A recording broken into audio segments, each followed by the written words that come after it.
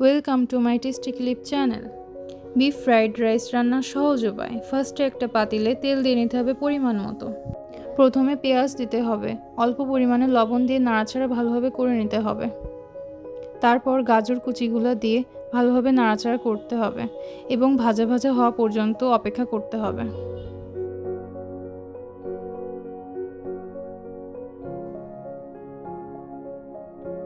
হালকা ভাজা ভাজা হয়ে গেলে আগের থেকে করে রাখা বিফ ভুনা দিয়ে দিতে হবে।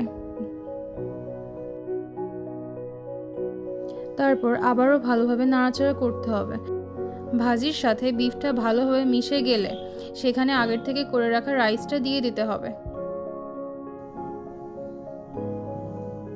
রাইসটা যেন ঝরঝরে হয় সেটা খেয়াল রাখতে হবে এবং ভালোভাবে মিক্সড করতে হবে যতক্ষণ না ভালোভাবে মশলাগুলো মিশছে।